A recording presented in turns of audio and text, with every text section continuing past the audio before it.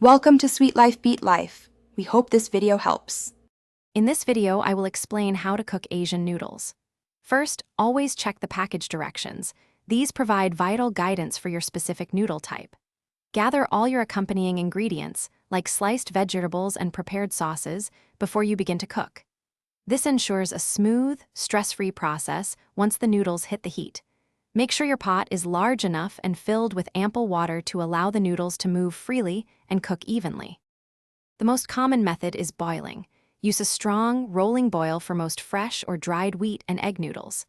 Carefully add your noodles to the vigorously boiling water, then give them a gentle stir within the first 30 seconds to keep them separate. Remember that thinner noodles, such as cellophane or rice vermicelli, often only need to be submerged in very hot, not boiling, water for a few minutes. This prevents them from becoming mushy. The secret to great noodles is achieving that perfect al dente texture.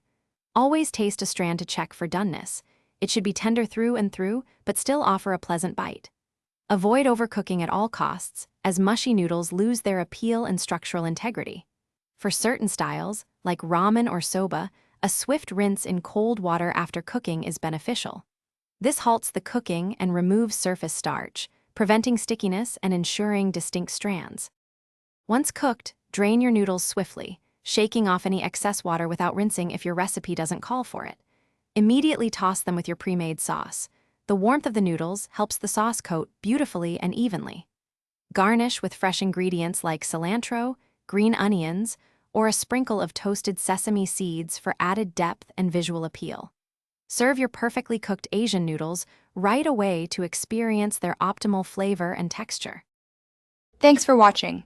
Consider subscribing if we helped you.